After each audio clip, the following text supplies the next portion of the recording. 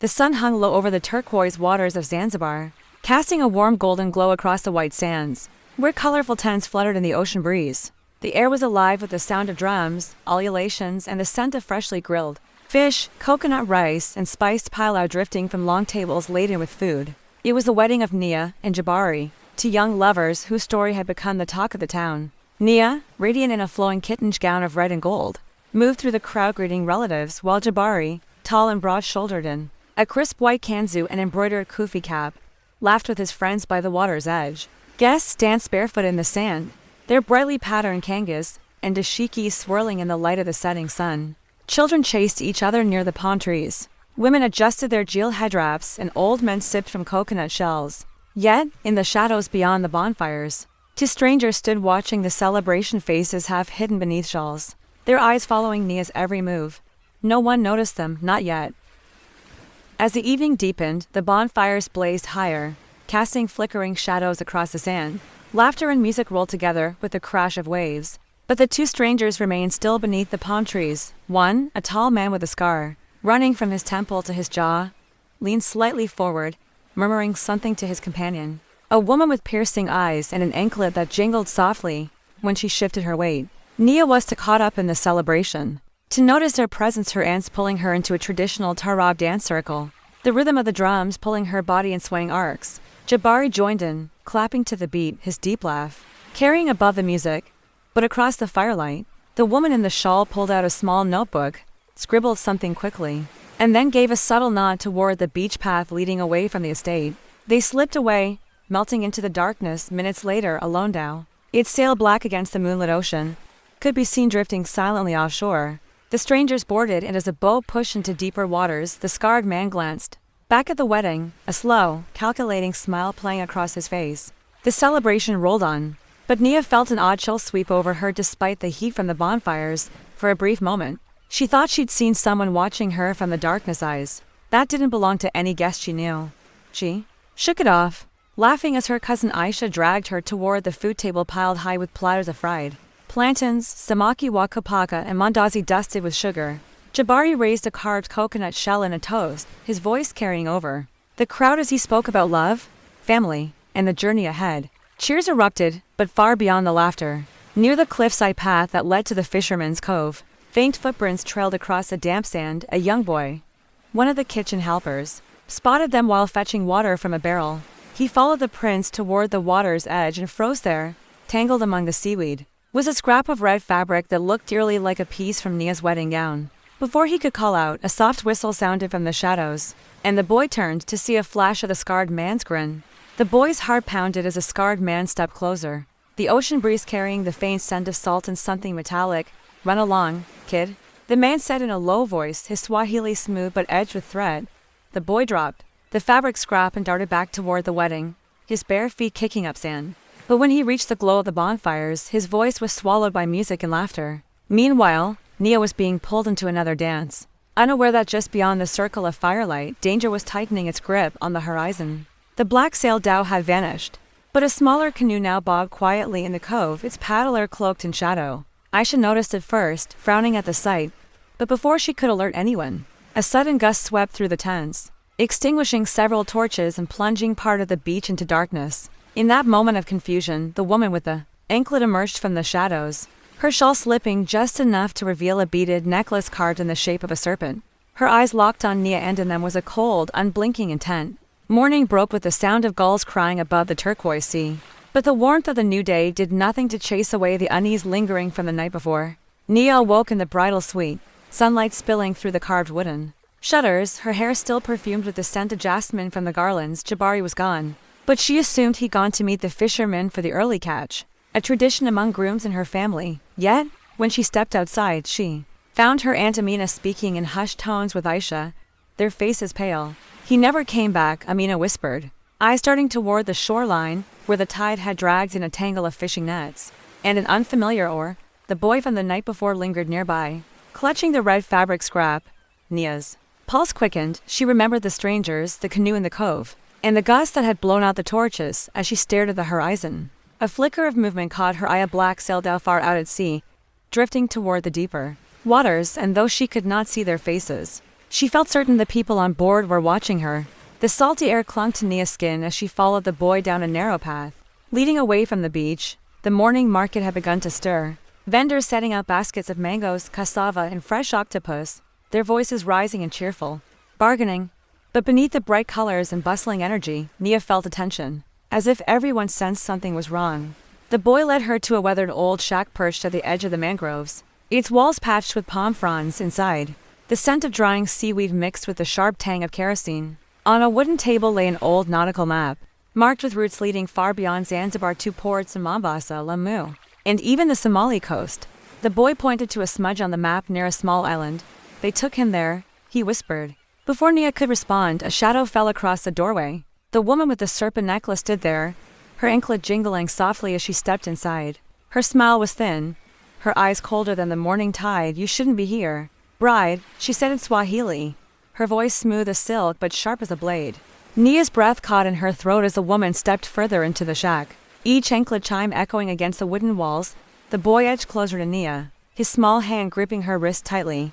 Where is he? Nia demanded, her voice trembling but firm. The woman tilted her head, her smile never reaching her eyes. Your groom. He sails toward a place you cannot follow, she replied, brushing her fingers lightly over the nautical map. As if erasing the path, Nia lunged forward, but the woman moved with serpent-like speed, catching her by the arm. The grip was strong, nails biting into skin. Leave this alone, or you'll find the sea less forgiving than you think. Then, in one smooth motion, the woman slipped something into Nia's palm, a small carved charm in the shape of a coiled snake, and released her. By the time Nia looked up, the doorway was empty. Only the sound of rustling mangrove leaves and the distant market chatter breaking the silence. The boy stared at the charm, his eyes wide. That's a warning, he whispered. But Nia, clenching it in her fist, felt something different. To her, it was a challenge. The walk back to the village felt longer than usual, the air heavy with the scent of seaweed and diesel from the fishermen's boats. Nia kept the carved snake charm clenched in her palm, its edges digging into her skin, a constant reminder of the threat and the promise it carried. The boy trailed silently behind her, his eyes darting to every shadow as if expecting the woman to reappear. By the time they reached her family's compound, the morning bustle had shifted to the lazy rhythm of midday. Amina sat weaving palm mats in the courtyard, but her hands stilled when she saw Nia's expression. Inside, away from curious ears, Nia spread the nautical map across the floor. They took him here, she said, pointing to the marked island.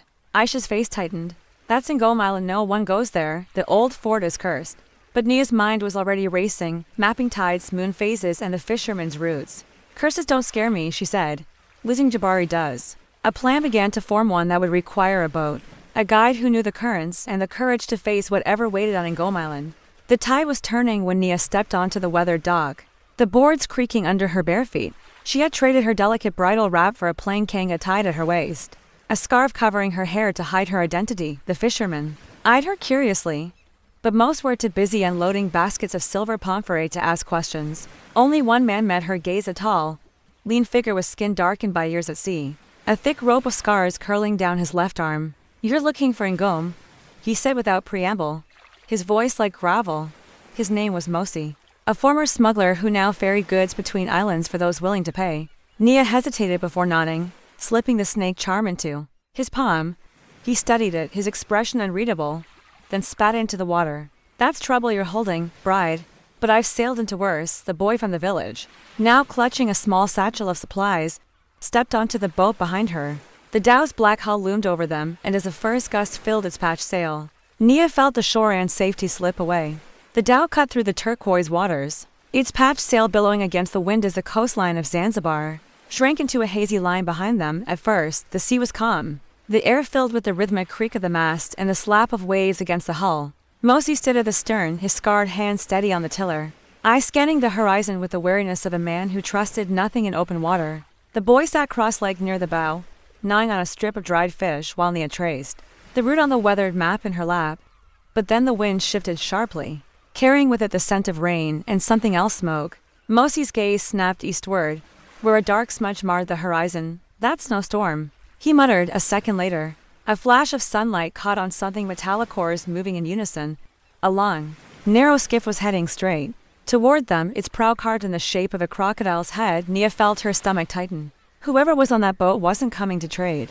The skiff closed the distance fast, slicing through the waves like a predator. Nia could see them now for men, bare-chested, muscles gleaming with seawater. Their eyes fixed on the dhow.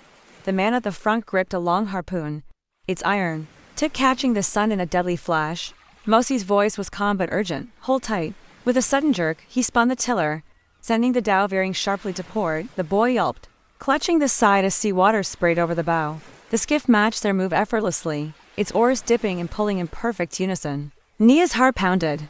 She reached for the only thing within reach, a coiled fishing net, and dragged it toward the edge. When I tell you, throw it, Mosey barked. The skiff was almost on them now. She could hear the guttural shouts in a language she didn't. No, the harpoon was raised, now. Mosey roared. Nia hurled the net into the water between the boats, and a second later, the skiff's oars tangled, snapping under the force. Shouts turned to curses as the dhow caught the wind and surged ahead, leaving their pursuers thrashing in their wake. Night fell over the ocean like ink spilling across the horizon, the last blush of sunset swallowed by deep blue. The dhow's patched sail sagged gently in the soft breeze, the water now calm except for the rhythmic slap against the hull. Nia sat near the bow, her wet kanga clinging to her legs, staring at the charm in her hand. The boy had fallen asleep curled up beside a coil of rope, his breathing steady. Mosey leaned against the mast, smoking from a short clay pipe, eyes fixed on the stars. We'll reach Ngome by dawn, he said quietly, as if not to wake the sea. Then, without warning, the water beneath them rippled not from wind, but from something moving just below the surface. Nia leaned over, squinting into the darkness. A faint, greenish glow shimmered deep below, weaving in slow circles like a living lantern. Mosey's pipe went still. That's no fish, he murmured. The glow rose higher, forming the unmistakable outline of a coiled snake before fading into the black. Nia's grip on the charm tightened. Whatever waited on Ngome Island knew she was coming. Ngome Island rose from the mist like a phantom, jagged cliffs and twisted mangroves silhouetted against the pale dawn. The dhow scraped gently against the rocky shore, Mosey guiding it with expert hands as Nia and the boy scrambled onto the sand.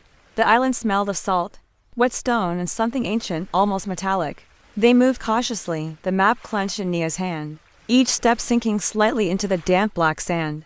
Ruined stone walls jutted from the undergrowth, remnants of an old fort whispered about in hushed village stories. Stay close, Mosey murmured, eyes scanning for movement. Nia's heart raced with a mixture of fear and determination. Somewhere among the ruins, Jabari was held, or worse, the boy whispered. I think I saw someone moving near the tower last night. Nia nodded, gripping the snake charm around her neck for comfort. Shadows stretched long as the sun climbed, and every crack of a branch or rustle of leaves felt like a warning. The island had secrets, and Nia knew they were just beginning to unravel. The trio crept through dense mangroves, every step muffled by fallen leaves and damp earth. The ruins of the old fort loomed ahead, walls streaked with moss and faded graffiti. Nia traced the map carefully, her fingers brushing over symbols that matched the carvings on the ruined stones. Look, she whispered, pointing to a narrow stone archway hidden behind a thicket of ferns. Inside, the air was cooler, tinged with the scent of salt and decay. Mosey held a lantern high, casting long shadows that danced along the cracked walls. The boy hesitated, his eyes wide as he noticed a faint trail of footprints in the dust leading toward a crumbling tower at the island's center. Nia's pulse quickened. This was the first sign that Jabari had been here. She gripped her snake charm tightly and stepped forward. Somewhere in the darkness, a soft hiss echoed, making her pause. The island was alive with secrets, and someone or something was waiting for them. The spiral staircase inside the crumbling tower groaned beneath their weight, each step sending clouds of dust into the dim air. Nia clutched the snake charm like a talisman. Her knuckles white, the boy stayed close, whispering reassurances, though his eyes betrayed fear. Mosey led the way, lantern held high, illuminating walls etched with symbols similar to those on the map. At the top, the staircase opened into a circular chamber, half collapsed, the wind whistling through broken windows, and there, bound to a wooden post, was Jabari, his face bruised but alive. Relief washed over Nia, quickly replaced by tension, as she noticed the figures lurking in the shadows, the scarred man, and the woman with the serpent necklace. Looking for him, the woman hissed, stepping forward, her anklet jingling ominously. Mosey tightened his grip on a heavy oar, while Nia stepped closer to Jabari. Let him go, she demanded, the woman's lips curled into a sly grin. You've come far, bride. But the island doesn't give up its secrets so easily. The chamber erupted into chaos as Mosey swung his oar, cracking it against the scarred man's arm, forcing him to stagger back. The woman hissed and lunged, but Nia held up the snake charm, and for a moment the carved serpent seemed to glow faintly, as if warning her attackers. Jabari, despite his bruises, kicked free from the ropes, grabbing a fallen piece of timber. The boys scrambled to help, throwing small stones at their adversaries to buy time. Shadows twisted in the lantern light as the four of them ran toward the broken windows, leaping onto the jagged stones below outside.